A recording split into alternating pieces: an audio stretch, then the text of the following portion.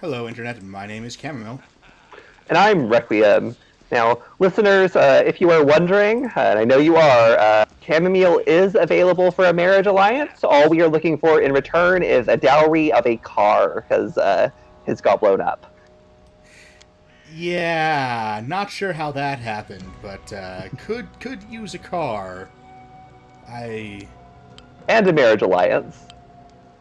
I mean, honestly, I'm not sure I do want a marriage alliance, but I'll definitely I'll take one.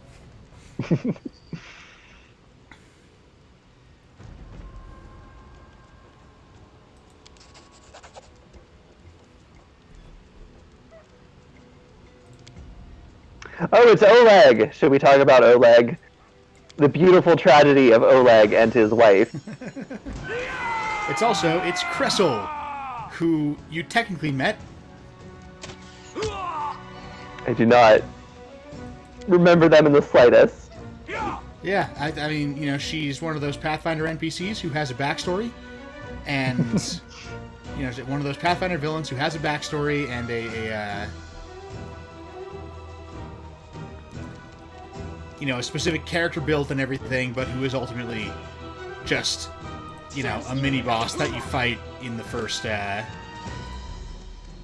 encounter. Because this, by the way, this is the first encounter of the adventure path. Repent. In the tabletop version, that whole assassins thing back in Brevoy, totally cut. You start out in Oleg's. Stand down. Tear them apart. Look at me. Oh my gosh.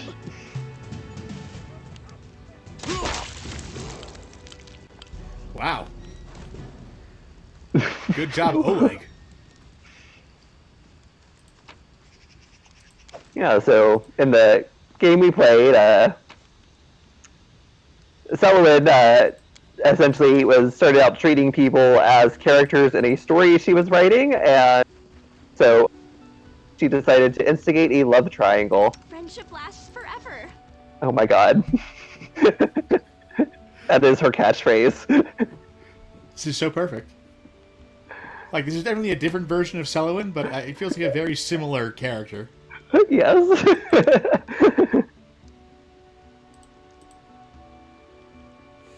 I guess we get a new spell loan or something. Oh yeah, we're gonna multi-class sorcerer.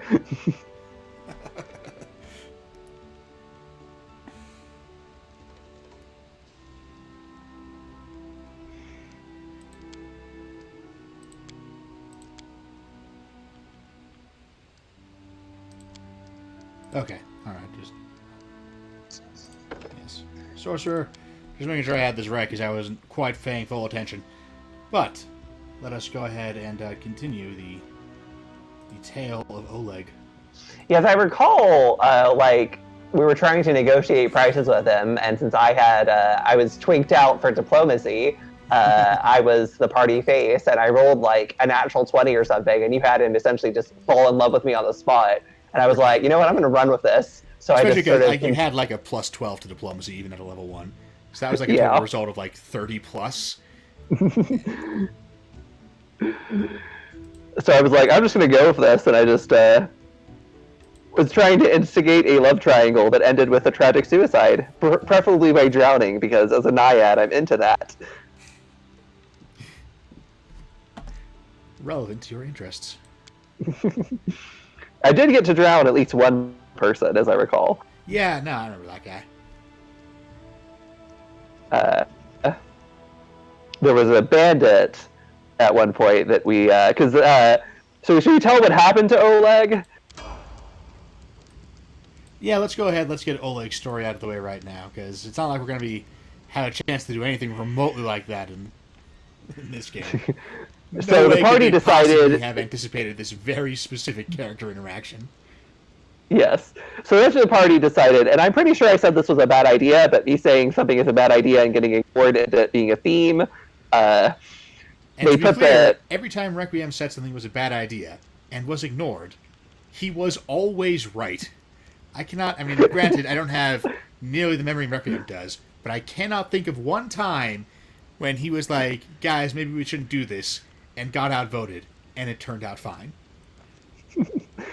So they decided to put the bandit's head on spikes in Oleg's farmstead. I was like, we're going to leave him undefended, and if the bandits come back, they're going to see that, and he's a farmer, they're just going to kill him.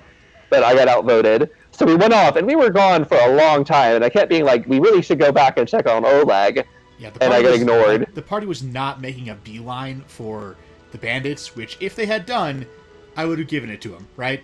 Like, I would have said, like, okay, yeah, you left them undefended, but you went straight for the people preparing a counterattack. So, you know, I'll go ahead. I'm not going to be cruel about this. But they just went wandering around the countryside for like a week. I said it was a bad idea. And so naturally, when we come back, Oleg has been murdered. He did give me his wedding ring at one point.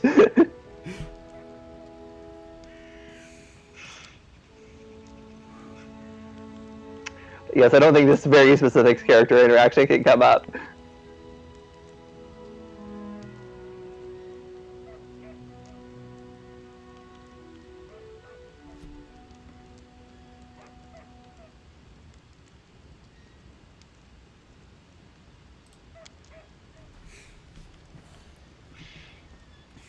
Those bloodsuckers think they own this land. They come, take what they want, and steal the better part of our money every month as a toll for their leader. It sounds like they do, in fact, own this land. I'm pretty sure that's how owning land works. Yeah, I'm pretty sure the Stag Lord is just the Baron of the stolen land. Also, is that the title we're going to have to take? Because I absolutely refuse to be a Baroness. Right?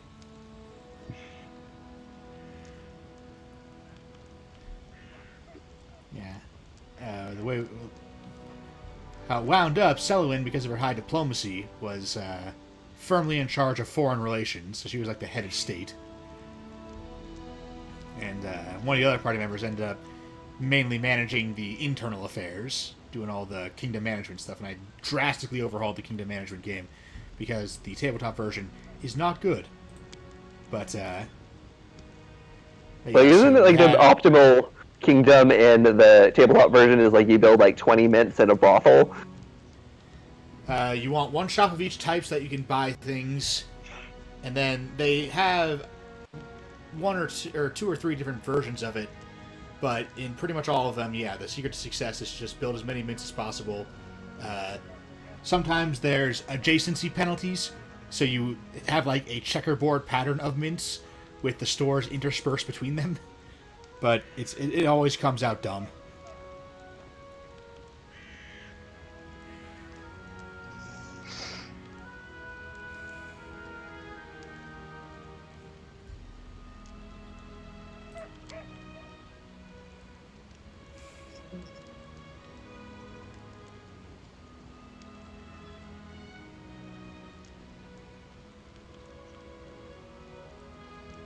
So I don't want to push Cello into lawful, but she is trying to be the hero of this story.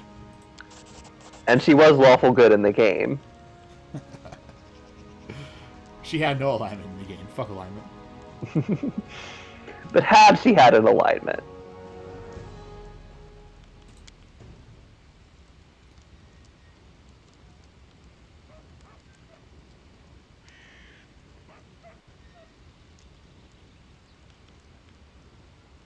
See, his wife is Svetlana, which is very Russian sounding.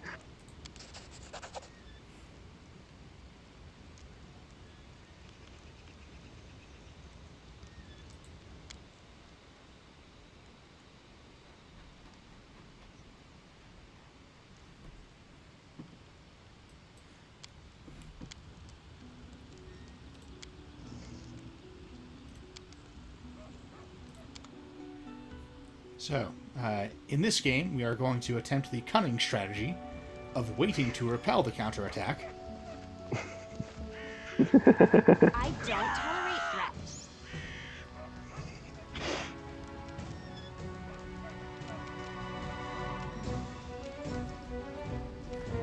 Okay, who am I? I'm an elk right now.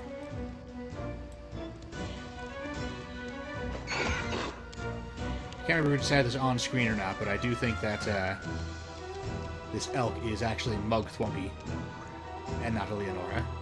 Yeah, a little too. He's too violent to be a Leonora.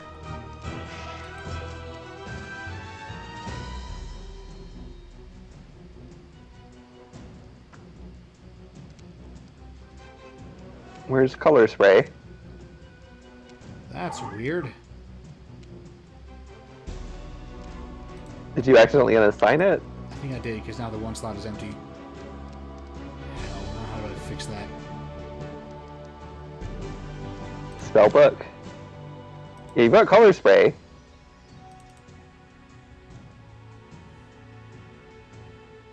I've got 6 spells per day, so...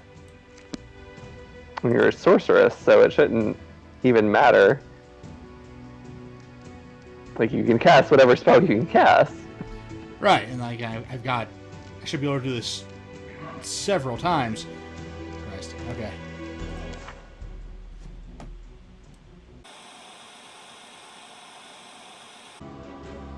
Okay, for now, I'm using glitter dust because that is also real good.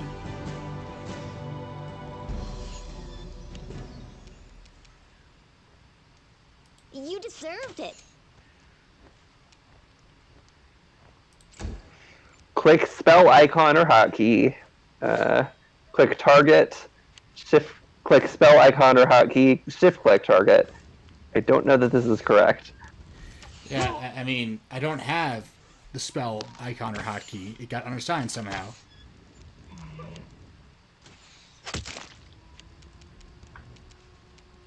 Your life ebbs low.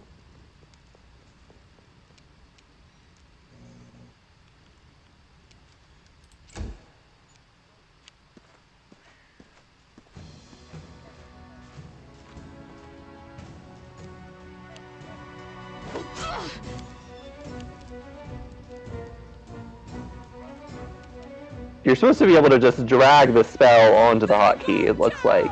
But the hot part is invisible when I have the spellbook open. I wonder if that's only out of combat. In which case, it probably shouldn't be possible to unequip a spell during combat. It's fine, it's fine. There's only a shit ton of bandits. And we're playing on easy mode. I'm sure nothing bad will happen. And I mean, the glitter dust has done pretty well so far. Is this from being that's from being an ASMR, right? I think so, yeah. It was a spell-like ability, not a spell proper, so... It's a very Fey ability. If the hotbar disappears, and you drag it down to her, it does not appear. Can you click the 1? Like, if you click the 1, will anything happen on your hotkey? Or, like, right-click it or something? So that doesn't do anything. Yeah. There's got to be a way to fix that. And it is weird, like, I should just be able to drag it down right there. So I'm going to try that out of combat and see if it helps. That's our best spell. We need it.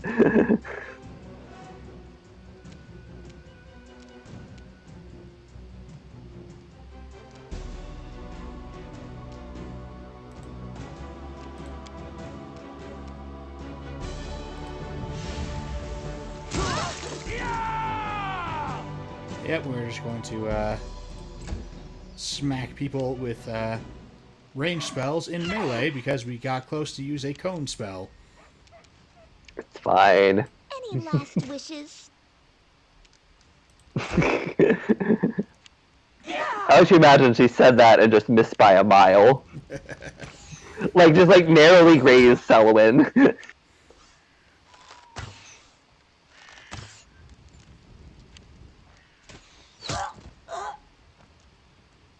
What a waste.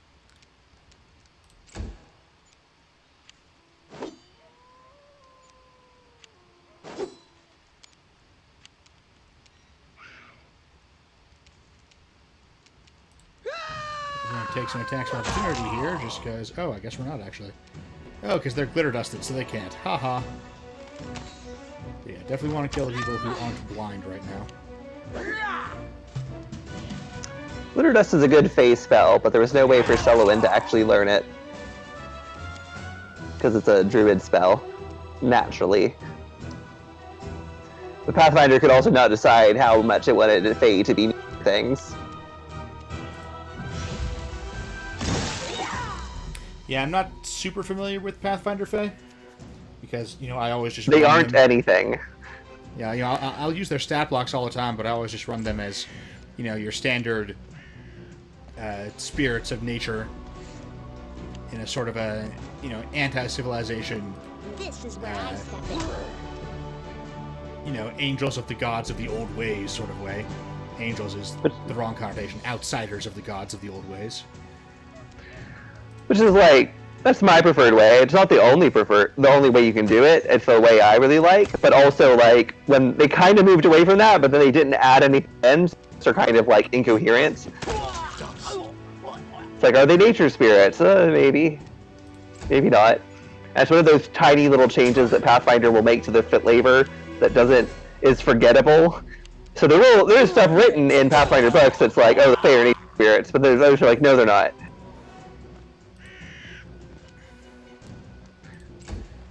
I guess we should probably wait till like we actually encounter a Fae to get into how awful Pathfinder's take on the Fae is.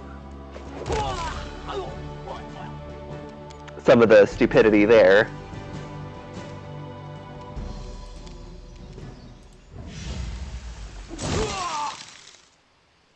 Oh, hey, I've got a friend right next to me. Should probably take care of him at some point.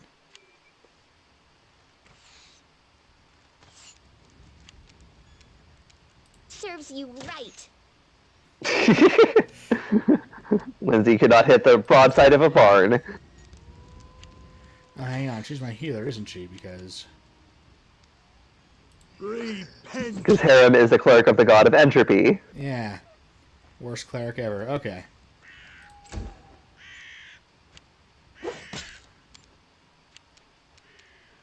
Tear them apart! I have no idea who wound up with the alchemist fire, but it didn't end up being necessary, so I guess that worked out. They go down!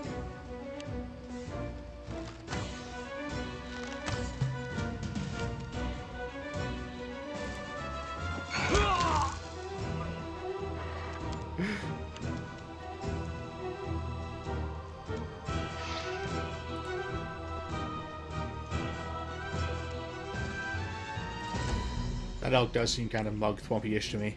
Yeah, he's our MVP though. And Mug Thwumpy was the MVP for a while.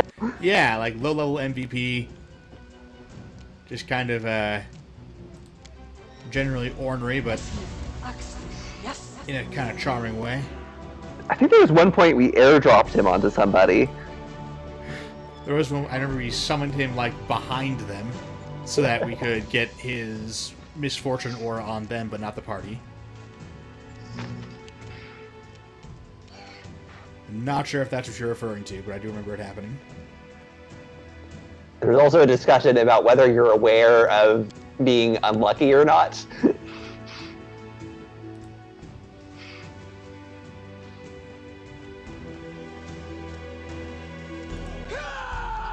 Which is someone cursed by the goddess Fortuna, I was like, it takes a while.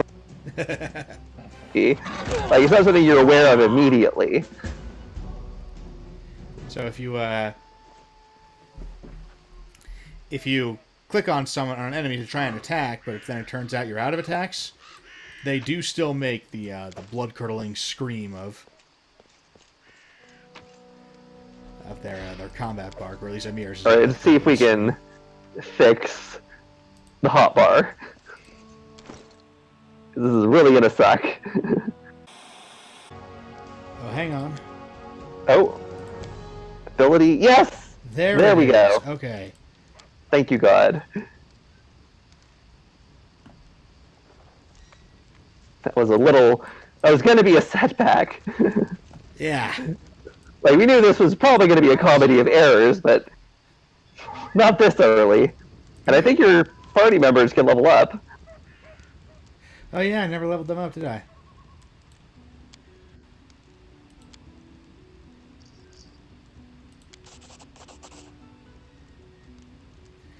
So here's something that they pulled straight in from Pathfinder.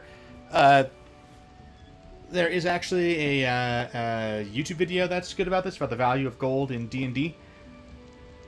It's pretty consistent across editions, and Pathfinder imports it from 3rd edition, which definitely had about the same ratio. Adventures are exciting. So much. But 1 copper is loosely worth $1, just in terms of purchasing power, right? You know, a copper, like $1, you rarely need to split it. If you really need to cut it in half, then you can. It's a halfpenny. But generally speaking, $1 is like the smallest amount you'll ever need to pay for anything. Most small purchases will cost, between 2 and 5 copper. Which, naturally that means that a silver is like $10 and a gold is $100. Oleg there just gave us 100 gold. $10,000. Right. So he's like, Amazing. hey, thanks for your help with those bandits. Here is $10,000. It was just lying around. Now, he seems like he's a pretty successful businessman, so it totally makes sense that he might be able to hand off a couple of $100 for someone who just did him a good turn. But that's only like 5 gold. That's like $10,000. Dude must be a fucking millionaire to just hand that out like it's nothing. Like it's just, oh, you sure did do me a good turn. I happen to have $10,000 on hand. Here. Take it with my gratitude. Like, I'll grant you, it's not like we did him a small favor here, but... I mean... So do we not get to pick their level stuff? It appears not.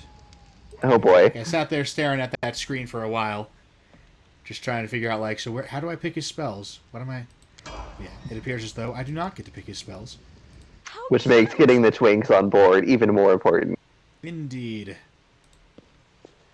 They're around here somewhere.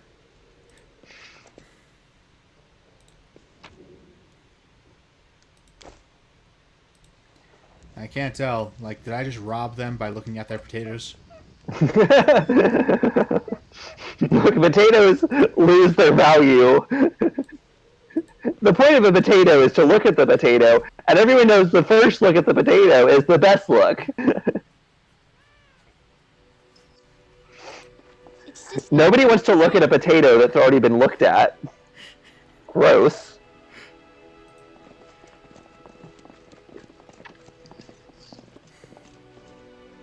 I feel like the episode title is going to be In Which We Slut Shame Potatoes. Something along those lines.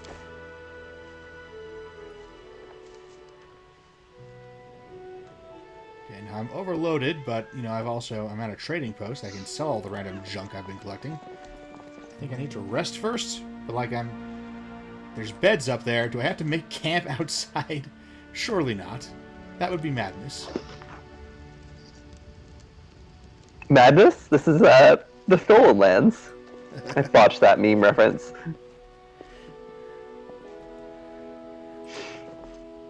Okay, yeah, okay. If I just tap R while I'm in a beds kind of place. Aha, yes. So, Please hear me. in Hear me. the tabletop version, Please. the original tabletop version, Nerissa, the grand villain of the 6th book, is barely mentioned throughout the entire first 5 books of the adventure. Who am I? Just a tear shed by the land itself. The bitter So, sigh of nature. She comes up in villains' I am backstories an occasionally, but the this gets guardian into of the this perennial area. Pathfinder problem that villains have no Defeated incentive to guardian. share their backstories with the players. Only the guardian and of they the don't. bloom, if you wish.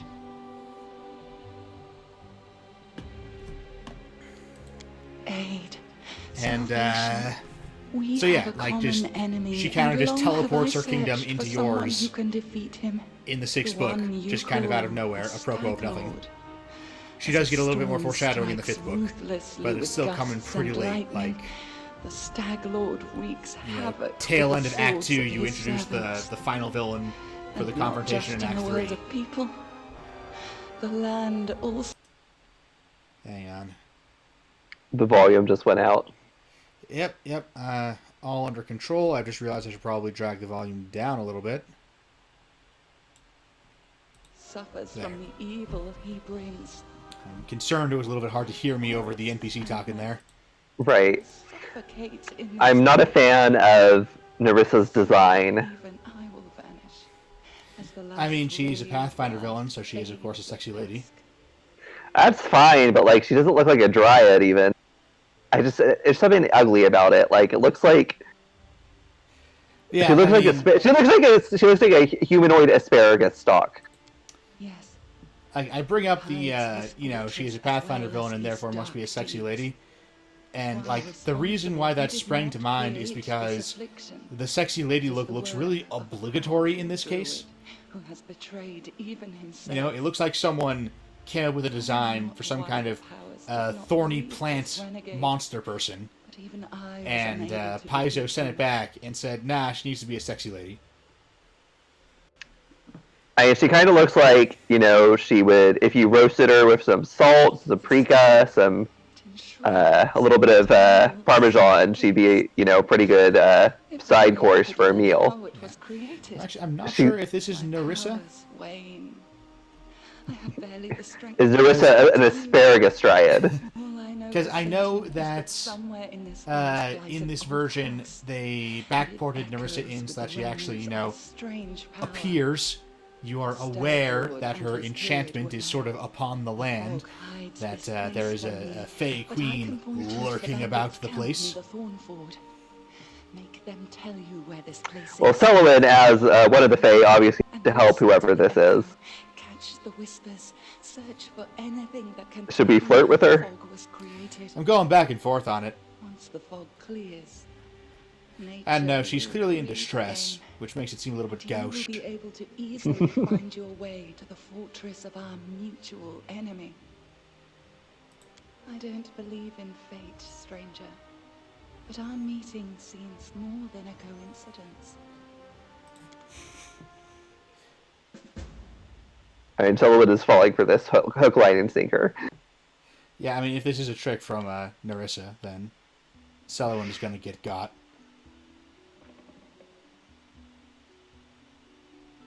Oh, good. Will-O-Wisp. Yeah, a little guide to Will-O-Wisps. That was a whole thing. I saw Will-O-Wisps and werewolves. So I noticed my party is just gone now. That's probably fine. It's my time to shine. Who are you?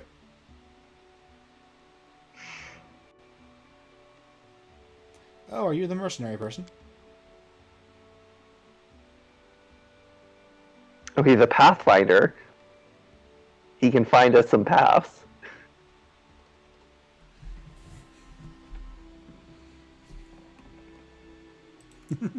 Where were you when the trading post was attacked?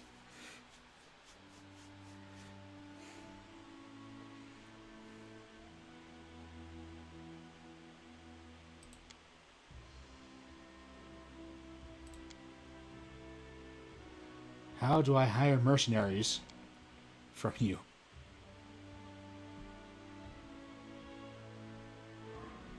The Pathfinder Society is kind of a dumb concept. It's something that comes up a lot for clearly gamey purposes. You know, it's an organization of adventurers that does not have any allegiances to any actual, cause or nation or anything. Which is clearly just there so that all adventurers, regardless of what adventures the players decide to go on or what choices they make, can be part of the same group. But why would you want that? The Paizo is really infatuated with it to the point of naming the whole game system after it. I mean, to the extent that such a society would make sense, it would be a collection of adventurers across, all allegiances who are dedicated to making sure the world doesn't get destroyed. But Paizo doesn't have a whole lot of world-threatening adventure paths, actually. Generally speaking, the plot of an adventure path and its consequences are contained to the region they take place in, which is smart, because it means that things can go any which way. The players can take things completely off the rails, and I mean, Paizo adventures are railroady as fuck, so this is necessary but not sufficient to having good adventure design. But still, having them contained to one region is smart, but it does mean that the Pathfinder Society, or it means that the world of Golarion is not under such constant threat from world-ending supervillains, the way that the Forgotten Realms are, that something like the Pathfinder Society would make sense as a completely neutral organization of adventurers that is purely dedicated to making sure the world does not get blown up by whichever dragon god or lich king or whatever other world-annihilating apocalypse has come up to bat this week.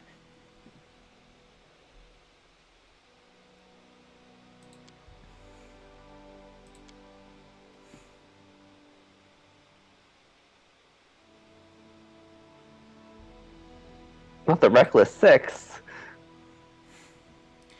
I honestly, I don't want your story. Like, when I ask what you're doing out here, I want, like, the bottom line. What goods or services do you provide?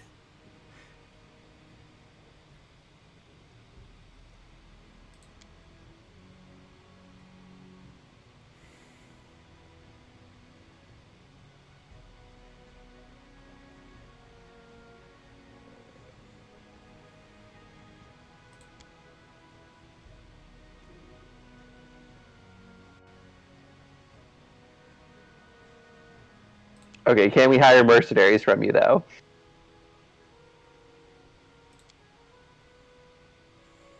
Aha.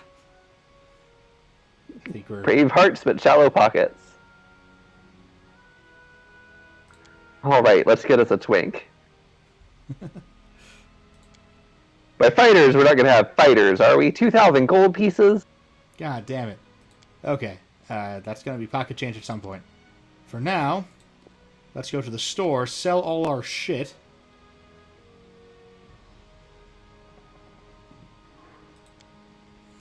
Pick up a side quest real quick.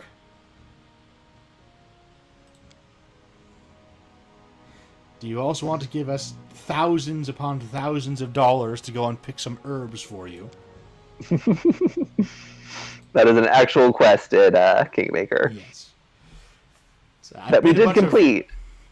I made a bunch of little edits to try and make things more sensible, but that was one thing I couldn't fix. Is that, the economy is just nuts.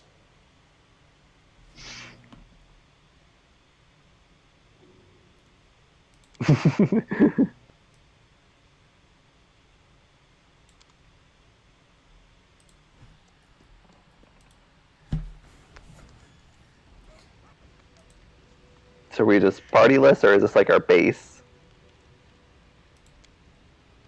I'm not sure. I have never gotten past that dream sequence before. That's where I stopped last time. So.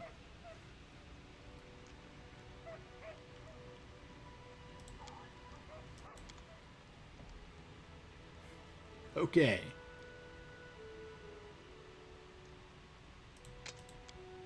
So here's a question, Chamomile. That is a lot of potions that I have. It is. But okay, question. Yeah. What does that mean for something to be part of the fantasy genre? It means that if if people who read other things in the fantasy genre hear about it, they are reasonably likely to buy it. So it's a little, it's a marketing.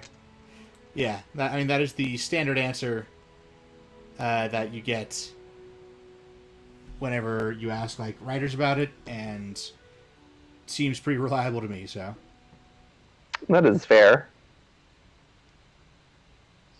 trying to avoid selling anything I might need later. Do you have an alternative answer? There's a couple ways to define it. In A Short History of Fantasy, Farrah Mendelssohn defines it by, it includes the impossible and inexplicable, and as she notes that if you define it that way, you're including a lot of horror, but you're then excluding a lot of sci-fi. I kind of look towards the more historical definition, where fantasy is a specific genre that emerges out of there's a out of the Gothic and Romantic sort of response to the Enlightenment, where they're moving away from having to do sort of a mimetic portrayal of the reality and more trying to like sort of subvert that. And then you get in the mid 1800s, you see people starting to write fairy tales, and like they go down and record fairy tales, and eventually people start writing new fairy tales that are not necessarily aimed at children, don't necessarily have like a strong moral component that these earlier fairy tales had, and eventually that sort of evolves into what we consider fantasy. There's a couple of academic definitions, like hesitancy or the possibility of subversion, like that fantasy is inherently subversive because it sort of challenges the sort of perceived order of the world. I think the marketing definition or the historical definition are kind of the most fantasy. You do get the thing where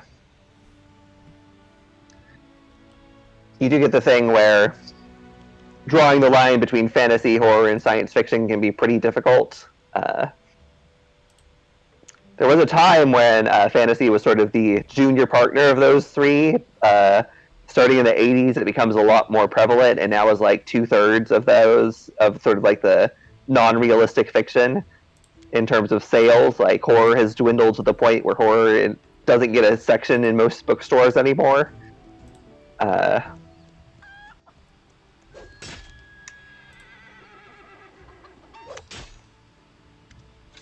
did see one person who defined horror as being stuff that was not explained, which I didn't feel like that doesn't make sense as just a definition of horror. Like if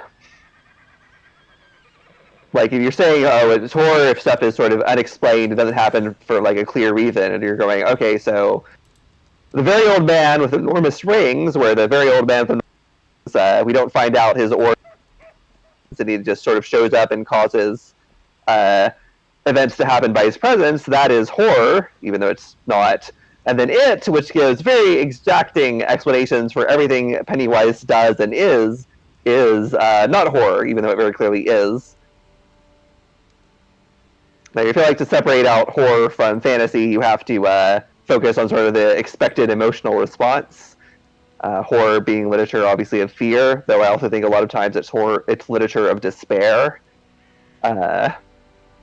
And like urban fantasy is where this line tends to be blurriest. I feel like something like the Vampire Chronicles, or even to a certain extent like the Dresden Files. The line between that's where the line between horror and fantasy gets the blurriest.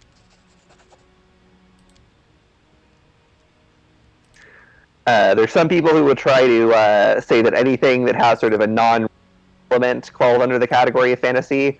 So like the Blazing World is fantasy, mythology is fantasy, the Alexander epic, the Alexander Chronicles is fantasy, Midsummer Night's Dream is fantasy, which I feel like is kind of a mistake. I feel like fantasy exists as sort of, it can only exist in a literature where the world has been disenchanted.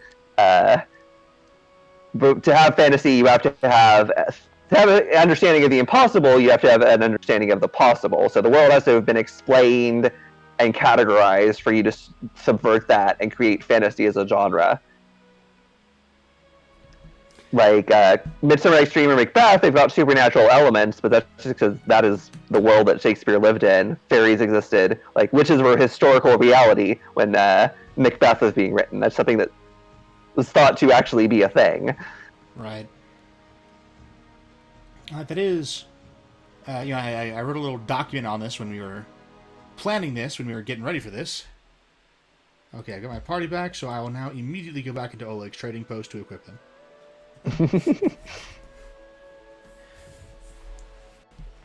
But, I divided modern fantasy into basically 3 generations. We'll get into those in a bit, but one thing is that before about 1950 or so, well, we do get into some part of that the 1950 date is actually largely due to... Oh, God damn it. Okay, fine. leave again and sort my inventory out on the map screen. But the 1950 date is actually kind of a historical accident. But before about, I would say even 1920 or so, everything before that date kind of just gets glommed together, because there's a lot of things that influence modern fantasy, but there's not really a whole lot of things that belong in the genre of modern fantasy, outside of a handful of predecessor media written mainly in the 19th century. Yeah, there's some late not exclusive. There's some late 1900s stuff that not 1900s, late 1800s stuff like Alice's the whole Alice Adventure in Wonderland that you could you could describe as fantasy. William Morris in The Woodball and the World, that's one of the first examples of a secondary world that has no connection to the real world, and he's writing in like 1890. But it's also very like you can see the connection to the sort of the fairy tales that were written earlier as part of the like very late romantic period, getting into the realist period, where they're set in like a vaguely medieval Europe, but it's sort of unspecified. It's really not until later that it branches out into its own thing. And I feel like the first like example of modern fantasy is Tolkien.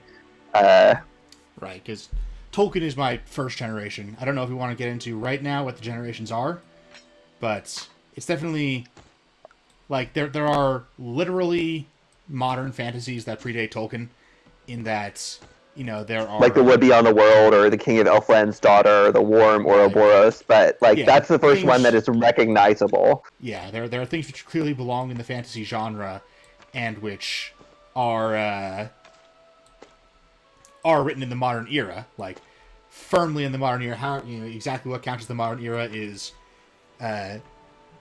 not extremely nailed down, but you know, and by the time you get to the 19th century, we're definitely in the modern era.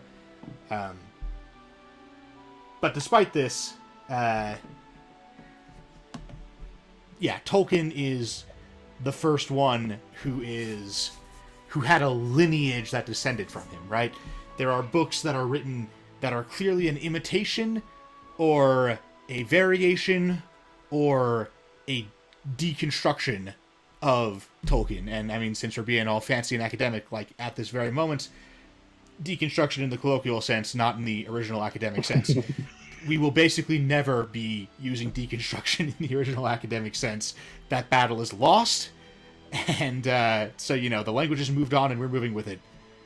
And now that we have it on record, we're probably never bringing it up again. Like, the first use of the word fantasy to mean a genre comes in like 1948 in the magazine of Science Fiction and Fantasy. Whereas horror, the first use of that is in the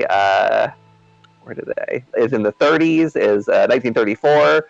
Science fiction, you go back as far as 1929, and Hugo Gernsback's one of his magazines, the essay asking people to write essays about what science fiction meant to them. But even you can go even further back, because before science fiction, you got science romance, which is clearly sort of denoting the same thing. Science fiction was, because Hugo Gernsback was primarily a marketer, and that was his attempt to make it seem more respectable, because you have the sort of fiction romance divide that doesn't really get talked about outside of academic circles, but is very much a thing. And fantasy draws out of this, as I mentioned, sort of kind of draws out of sort of this, the romantic sort of move against realism and sort of the heightened emotion. And also the Gothic, which is, I think, sort of justifies the sort of like linking it kind of to horror, because you can draw that sort of straight line from Gothic into horror. And Gothic has a sort of response to realism and the response to the Enlightenment that I think is important to fantasy. I'll share my path. Now that I've got my inventory sorted, I can go ahead and sell all my spare stuff. I don't think we'll have enough money to buy a Twink straight off. Yeah, like, apparently they cost like $200,000.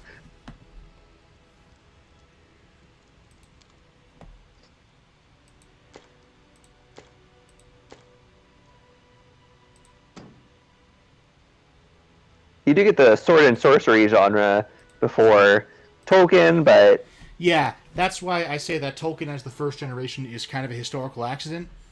The only reason, like, Robert E. Howard, I mean, like, Robert E. Howard's work has a lot of very obvious problems in a way that Tolkien is significantly less so. It is... God damn it, my mouse is on the fritz, but... it's probably...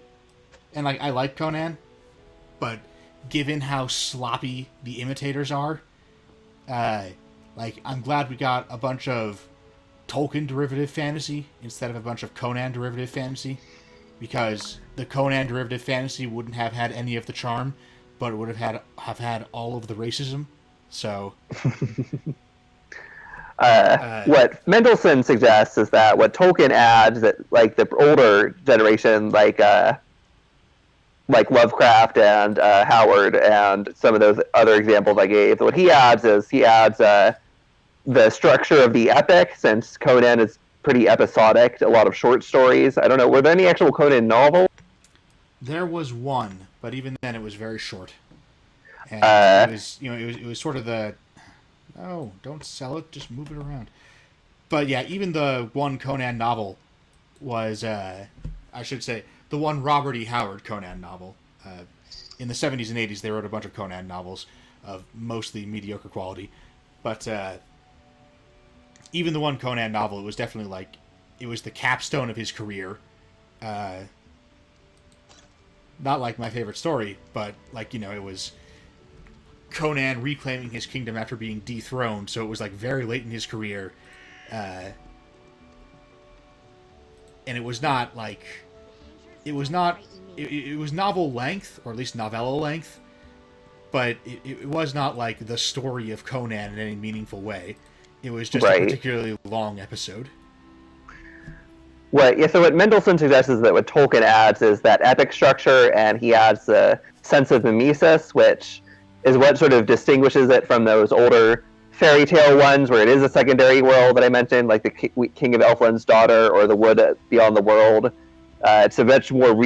even though fantasy exists sort of as a response to realism, this Tolkien's version is very informed by realism. You get a lot of sort of like grounded world building that hadn't been present. Like, you read parts of The Wood Beyond the World, it feels like a fairy tale, like, even though it is a secondary world, which is not how, whereas Tolkien feels like sort of an account of a world that actually existed, even if it is a fantasy world. So, that would be Tolkien's innovation, is that making the epic structure and the sense of realism.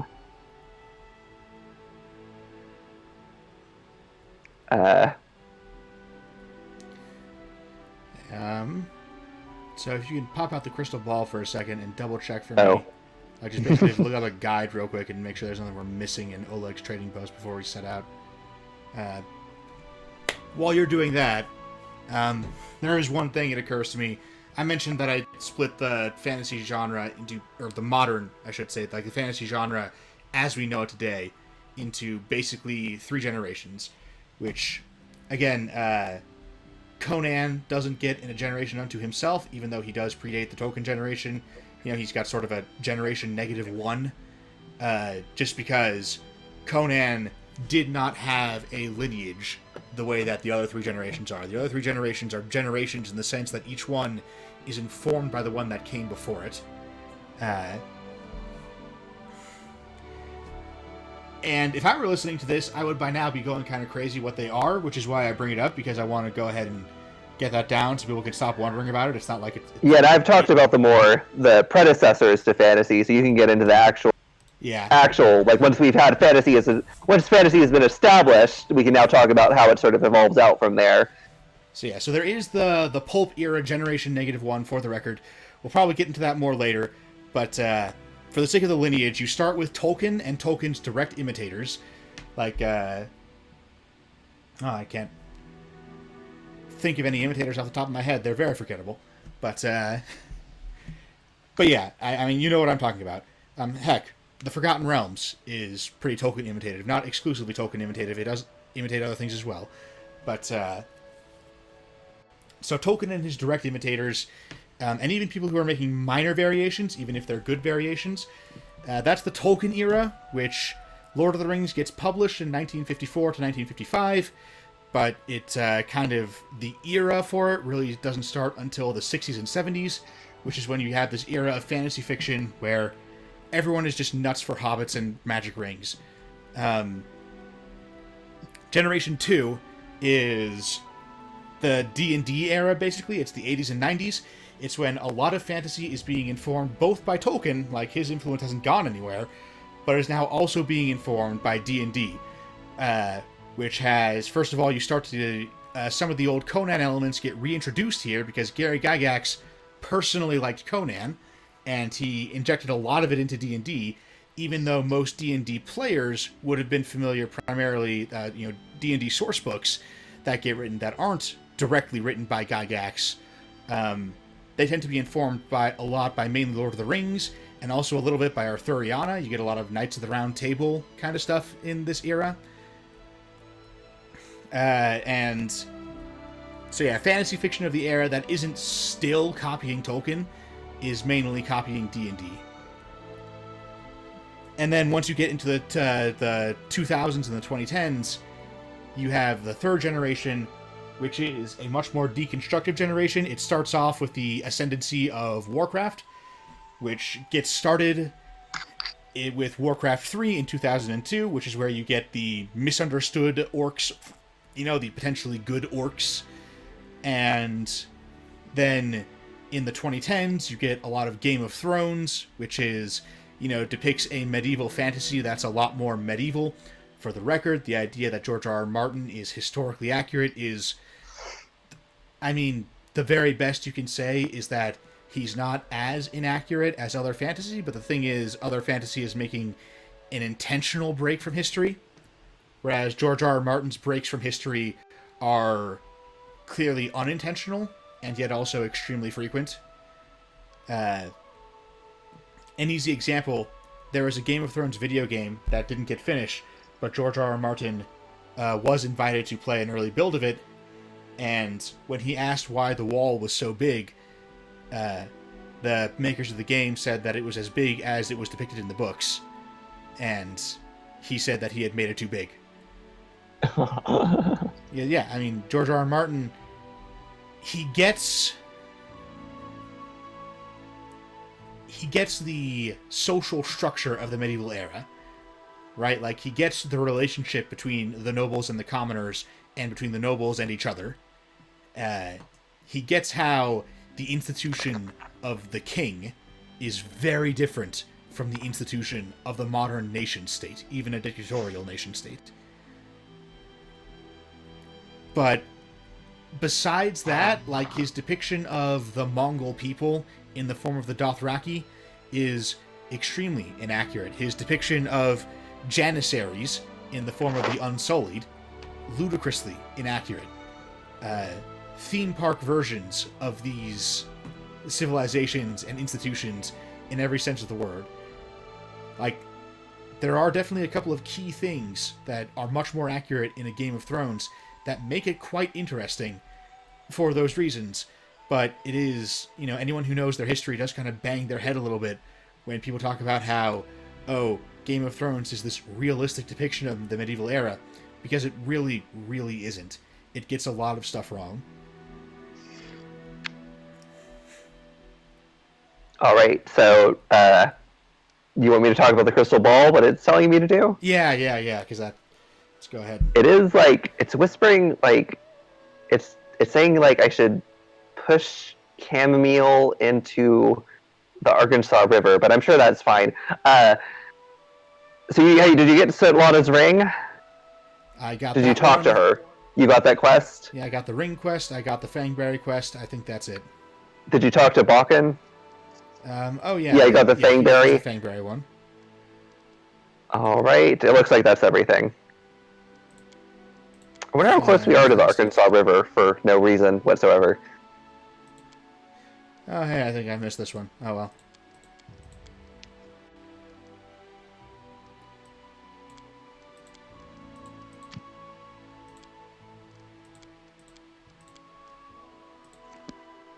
Alright.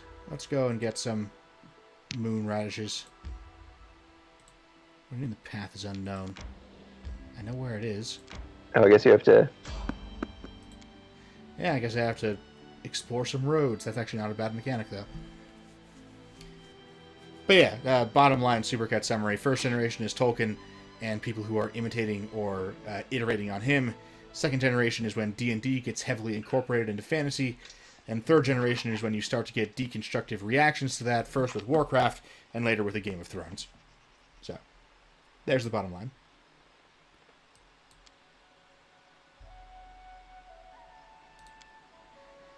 Ah, it is Remus Lupin. Well, didn't, what's her name say something about fog? The nymph? Yes. The Blossom Guardian or whatever. Yeah. Oh god, it is Remus Lupin.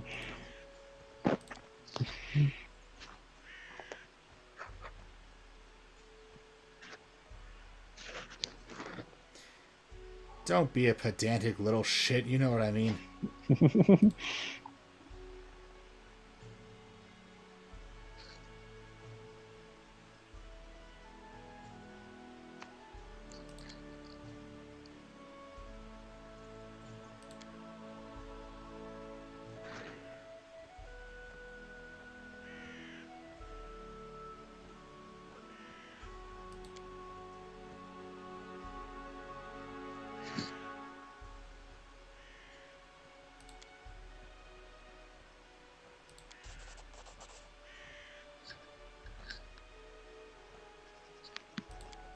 We found an ancient tomb.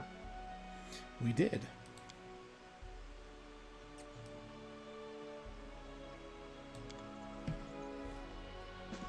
By the way, here's something we can talk about, just about the very premise of this thing. The whole idea that you are coming to this land in order to, conquer it and build a kingdom upon it. It's a premise that's compelling, but has inherent imperialist overtones to it that sort of automatically casts you as the villain, unless you fix it somehow. Now, in general, like in this case, it's okay, the place is already controlled by an evil bandit, and the inhabitants, for the most part, are just, like for whatever reason, they don't have...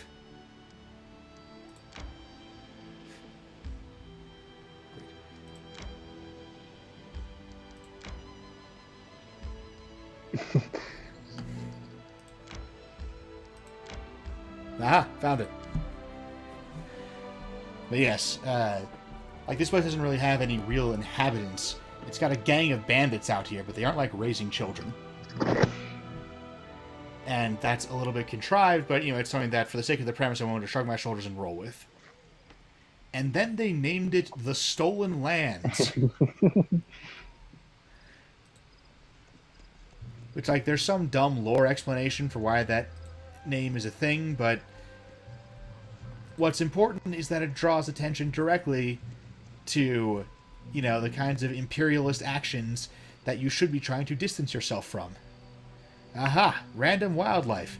Now, if the actions of my players when running this campaign are anything to go by, I should immediately attack these. Just... Now, I will note, on the, because we talked about the running pattern, I said it was a bad idea. And a couple of them almost died, as I recall, too. What is it? Oh, it's a monitor lizard. Yeah, something actually hostile has turned up, so, Because we're in, Java, in Indonesia. I mean, Brevoy is Russia, and it's, like, right next to us, so we're in, like, what? We're halfway between Russia and Italy. So, I believe we decided that was probably Poland. Your life ebbs low.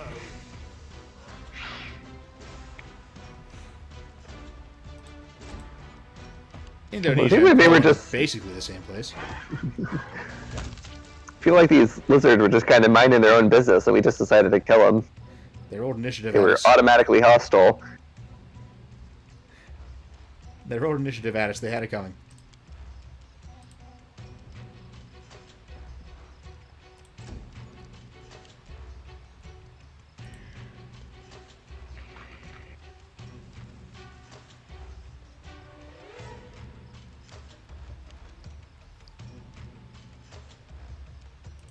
Tear them apart! What a waste.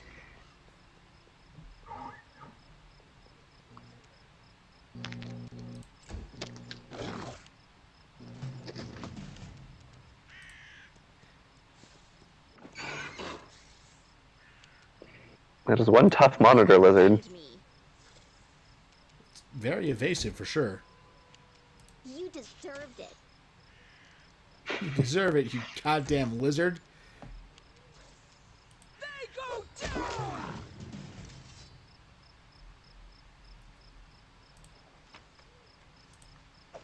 Oh good, some monitor lizard meat. That's probably not toxic.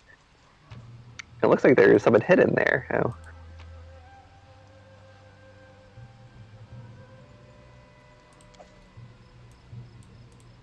Well, you know, we have a twink fund to think about now, so We do. gotta go ahead and just loot everything. Here's the cave we're looking for. Let's go ahead and save here, just in case things go terribly wrong. I'll share my path. Oh, hey. That is a large spider.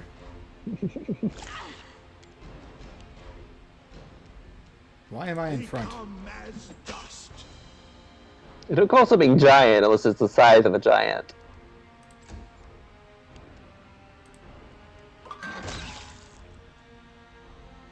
I'm not sure if that was helpful or not. Oh, hey, another spider. Oh, hang on, that thing's dead, isn't it? Okay, fantastic. Amiri, you be in front. You've got a million HP.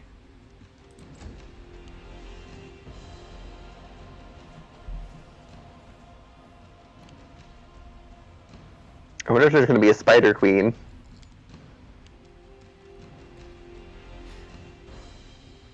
I mean, I have terrorized many a player with spider nests, which typically have a giant huntsman at the end. Largest spider in the world. No prizes guessing where it's native to.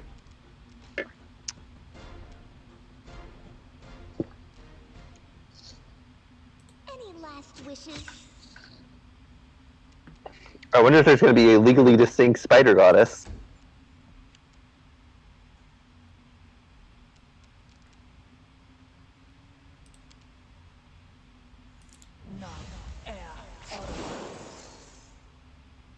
Did that not work?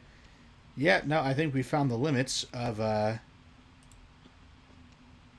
because they're vermin, so they've got some weird immunities. That's right. Repent. Because, yeah, in 3.5 D&D, including Pathfinder, there is a creature type called vermin, who are clearly not regular animals, for starters, because regular animals are a different creature type, but also because they are all, like, mindless and mindlessly aggressive. This is where I step in. Which, like, there's an essay someone wrote Your time is that, you know, kind of point out that the way that vermin work, it makes no sense from an evolutionary perspective, but is great for a weapons platform, and suggests that they were probably the result of, you know, some kind of ancient magical bioengineering kind of thing, you know, the kind of thing that made owlbears. I've always really liked that. I've used that as my origin story for the vermin to explain why they're all, like, you know, immune to being knocked unconscious by magic and stuff.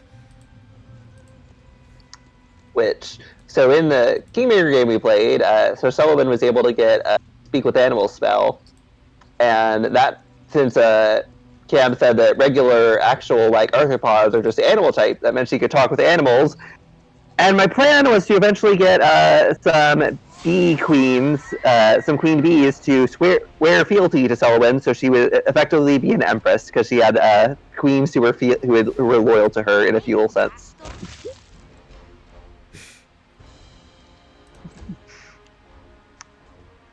Empress of the Bees. Also, it meant she could talk to butterflies, which I don't know if that ever came up, but... Tear them apart! I mean, that speak with animals does not ordinarily allow you to talk. Like, that required a special ruling from me, which is just the worst. Just because, again, strictly speaking, the arthropods are vermin, not animals, which... What a waste. Especially because it's not like the vermin category refers specifically to animals that are, of certain taxonomic classifications that are, make them particularly alien, which could have been, a valid direction to take things in, but it includes things like giant rats, which, like, that's a mammal. People keep rats as pets. Stand down. Like, granted, people also keep spiders as pets, but not nearly as many. So, using things like rats as vermin means that it is going to be immediately obvious to people that these are actually just animals. You deserved it. So I do like the explanation that the vermin are modified animals that are actually bioweapons.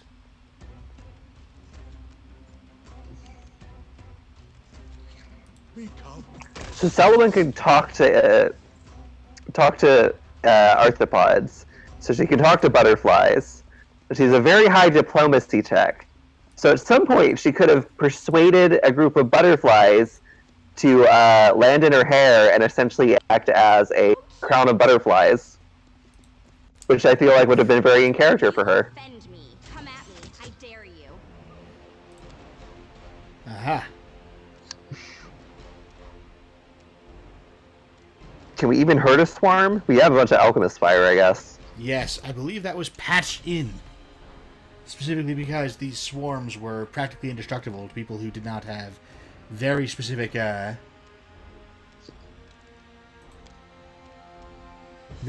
builds that had things like burning hands.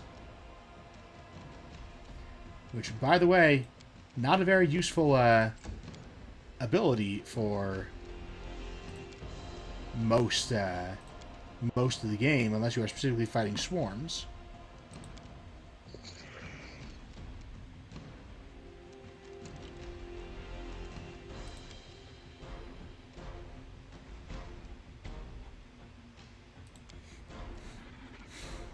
Anyways, they're also vulnerable to acid splash, so let's let them come to us, though. Go ahead and go in front and tank it.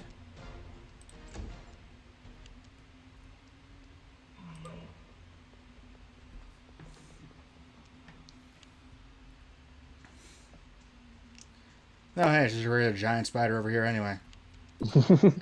That swarm was around here somewhere, but I guess it ran off. Thought we were carrying alchemist fire.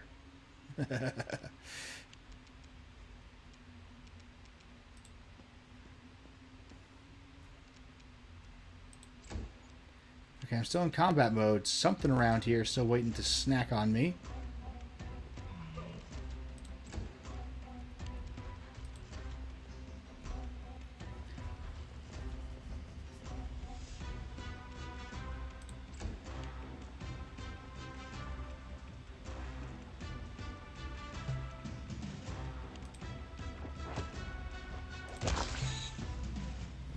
Oh, hey, I guess the swarm just... I mean, no pun intended, but bugged out. That's a terrible pun because spiders aren't bugs. Oh, there's a swarm. Time is over. I mean, yes, they are. They're arthropods. They're not. They're arachnids. A bug is a type of insect. A bug is a creepy thing. Oh. It's, Wait, so is a skeleton a bug? I mean, strictly speaking, yes. That's where you get the term bugbear from, is that it just means, scary, spooky bear. Spooky, scary skeleton. Yeah, in modern usage, bug has basically come to mean any kind of arthropod. But It's yeah, a lot of.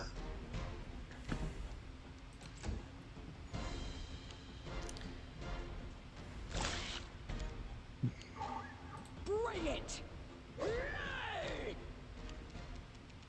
Any last wishes? There's a whole Calvin and Hobbes arc where Calvin has to do a report on bats, and he decides that they're creepy, so obviously bats are a type of bug.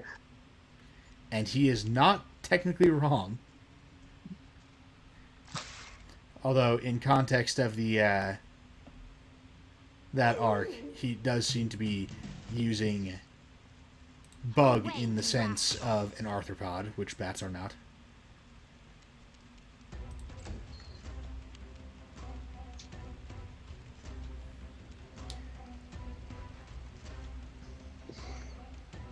Who's got...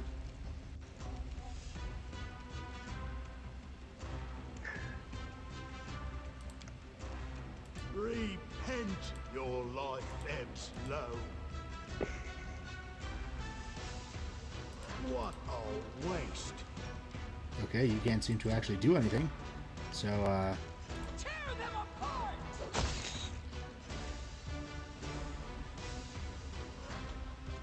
Alright, so who wants to have alchemist fire thrown in their face? yeah, I don't seem to have any. Like, I don't know where it all went.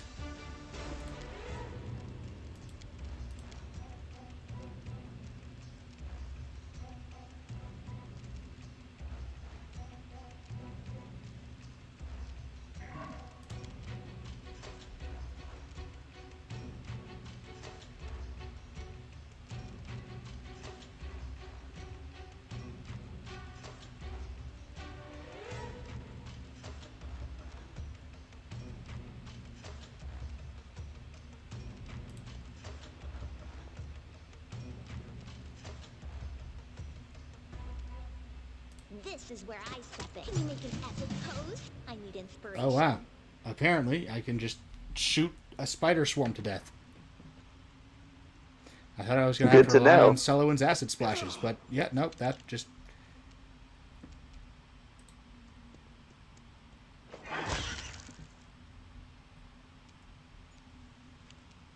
Now, why aren't we trying to befriend the spiders?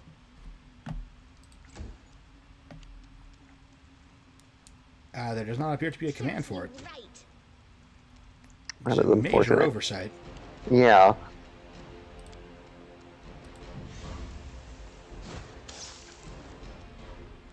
The acid splash was less effective than the crossbow bolt. They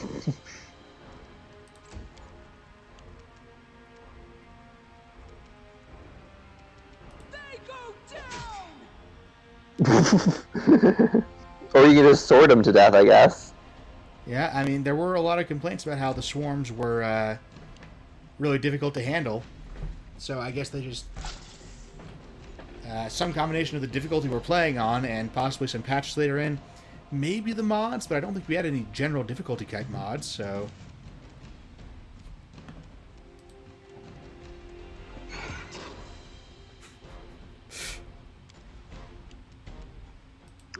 And the problem with trying to do a direct translation of a tabletop video, the video game lacks the GM being able to say, hey, it's stupid. Maybe I shouldn't throw the spider swarms at a bunch of characters who have no ability to deal with them. This is my time to shine. Or, you know, at the very least, the GM can say, you know, when the party is like, oh, can we try and collapse the cave on top of the spider swarm? Then the GM can be like, yeah, sure. You know, that's a clever way of dealing with a problem that you don't have any direct tools for dealing with.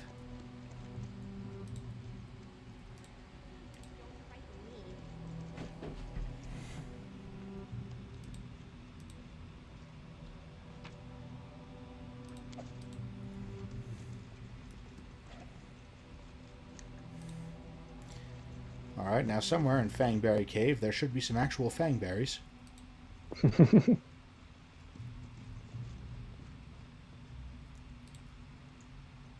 But so far, we're coming up dry. Just a bunch of spiders. I guess we're actually looking for They're extremely mean. So that's why we're not recruiting them. These are mean spiders. No. Are the thingberries the glowing mushrooms? They sure don't seem to be. They don't seem to be interactable, just little doodads to make the cave a bit less monotonous. Hmm. Cave dungeon, close relative of the sewer level. Now, if I was a fail, there they are. Here we are. That was easy.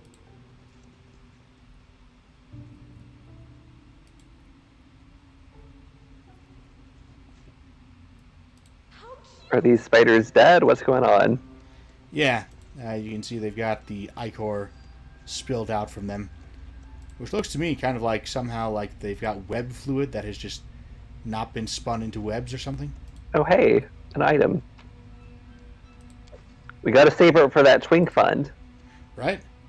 We should go collecting door to door. See if anyone will donate. It's for a good cause.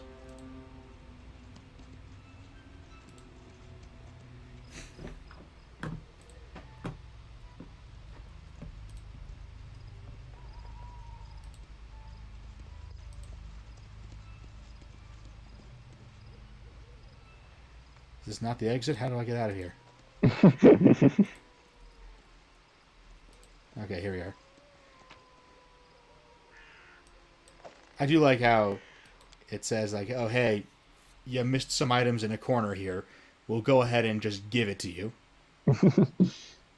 on your way out. Like, you know, we will assume that your adventurers did a proper, thorough search of the area after clearing out all the monsters.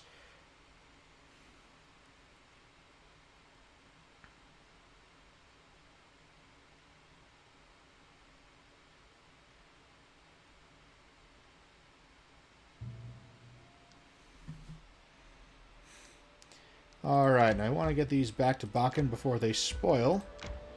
So we're just going to move right along. Resting would be nice, don't you think? Yeah. In a second, we just gotta do a side quest first.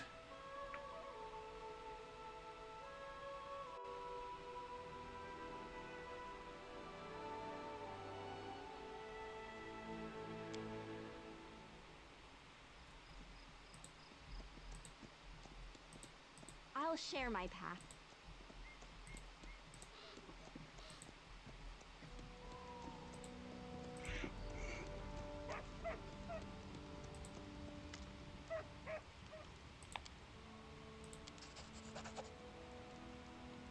Got some potions and some experience. Do you have 2,000 gold on you?